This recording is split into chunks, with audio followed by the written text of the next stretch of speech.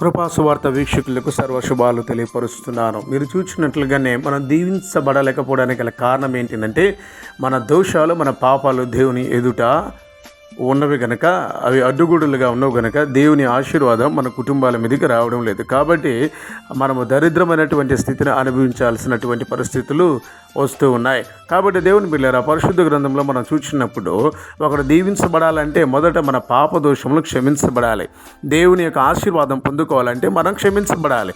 అందుకనే పరిశుద్ధ గ్రంథంలో ఈ మాటలు రాయబడి ఉన్నాయి. మత్తయి సువార్త 18వ అధ్యాయంలో చాలా స్పష్టంగా ఇక్కడ రాసినటువంటి మాటలను మనం చూడవచ్చు. అయితే దేవుని బిడ్డలారా, ఈ 21వ మాటలో మనం చూసిన పరలోక రాజ్యం తన దాసుల యొద్ద లెక్క చూచుకున్న గోరున యొక్క రాజును పోలి ఉన్నది. అతడు లెక్క చూచుకుని మొదలుపెట్టినప్పుడు అతనికి 10,000 తలాంతులు అచ్చి ఉన్న ఒకడు అతని యొద్దకు తేబడెను. అప్పు తీర్చుటకు వాని యొద్ద ఏమి లేనందున వాని యజమానుడు వాని భార్యను పిల్లలను వాని కలిగిన యావత్తును అమ్మి అప్పు తీర్చవాలని ఆజ్ఞాపించును.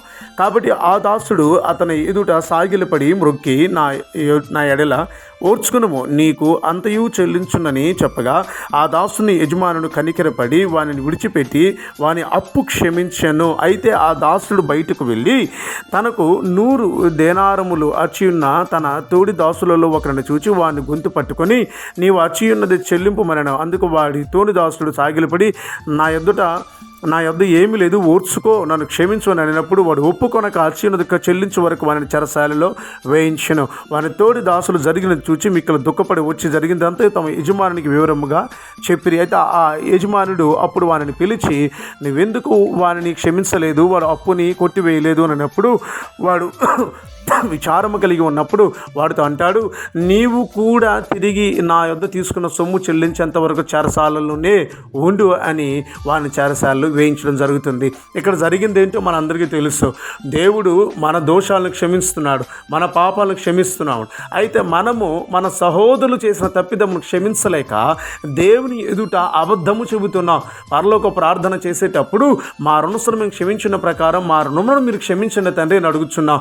అయితే మనమేమో మన సహోదరుల్ని, మనతో వేద్యమాడిన వారిని, మనం మోసం చేసిన వారిని, మనం ఇబ్బంది పెట్టిన వారిని క్షమించలేకపోతున్నాం. వారిని మనం క్షమించకుండా దేవుని యొద్దకు వెళ్ళి మేము క్షమించి ఉన్నాము, మమ్మల్ని క్షమించండి అని అడిగితే అది అబద్ధం కదా. అబద్ధం ఆడే వారిని దేవుడు దీవిస్తాడా? కాబట్టి క్రైస్తవులైన మనము దేవుని ఎదుట ప్రతిరోజు ప్రార్థించేటప్పుడు అబద్ధం చెబుతున్నాం. మేము క్షమించిన ప్రకారం నువ్వు క్షమించలేదు కాబట్టి నీ పాపాలు దేవుడు క్షమించడం లేదు. నువ్వు ఒకరిని క్షమించలేదు కాబట్టి దేవుడు నిన్ను క్షమించడం లేదు. నువ్వు క్షమిస్తేనే దేవుడు నిన్ను క్షమిస్తాడు. నీ పాపములను ఆయన కృపతో కప్పివేసి, ఆయన ప్రేమను బట్టి, ఆయన కృపను బట్టి దేవుడిని దీవిస్తాడు. అందుకనే దేవుని బిడ్డలారా, పరిశుద్ధ గ్రంథంలో చాలా స్పష్టంగా ఈ మాటలు రాయబడి ఉన్నాయి. ఒకడు అర్పణము తీసుకొచ్చి దేవుని యొద్దకు వస్తే, నువ్వు అర్పణమును పెట్టి నీ సహోదరుడితో సమాధాన పడి నా యొద్దకు రా.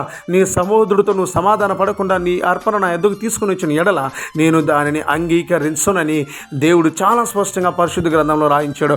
మనం ఇతరులతో వేద్యాలు పెట్టుకుని, ఇతరులతో మనము తత్సంబంధం లేకుండా, ప్రేమ కలిగి ఉండకుండా, ఒకరిని క్షమించకుండా, ఒకరితో ఒకడు పోరాటాలు పెట్టుకుని దేవుని యొద్దకు వెళ్ళి ఆశీర్వదించమని అడిగితే, ప్రార్థిస్తే ఆ ప్రార్థన దేవుడు వినడం. మనం క్షమిస్తేనే దేవుడు మనం క్షమిస్తాడు.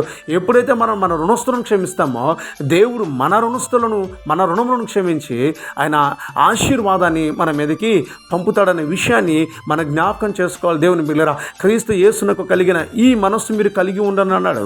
ఏంది దేవుని మనస్సు? ఒకరిని ప్రేమించడం. ఆయన లోకమును ప్రేమించాడు. ఆయన ప్రేమించి తన కొరకు, అనగా మన కొరకు తను ప్రాణం పెట్టాడు, సిలువను మోసాడు, రక్తం చిందించాడు. రక్తం చిందించి ప్రాణం పెట్టేందుగా దేవుడు మనల్ని ప్రేమించాడు. దేవుని బిడ్డలారా, మనం ప్రేమించబడ్డాం కాబట్టి ఆయన మనల్ని క్షమించాడు. ఆయన మనల్ని క్షమించిన ప్రకారం మనము కూడా ఇతరులను క్షమించాలి. క్షమించలేకపోతే నీ ప్రార్థన దేవుని దగ్గరికి చేరదు. క్షమించబడకపోతే నీ అర్పణను దేవుడు స్వీకరించడు. కాబట్టి దేవుని యొక్క శాపం మనం కుటుంబాల మీద ఏలుబడి చేస్తుంది. ఆ శాపం ఉన్నంత కాలము మనం దీవించబడడం అనేది సాధ్యం కాదు. మనం ఆశీర్వదించబడాలంటే ఎంతో గొప్ప దైవజనులు చెప్తూ వచ్చారు. దేవుని బిడ్డలారా, ఏమని చెప్తున్నారు వాళ్ళు? మీరు క్షమించండి, అప్పుడు మీరు క్షమించబడతారు.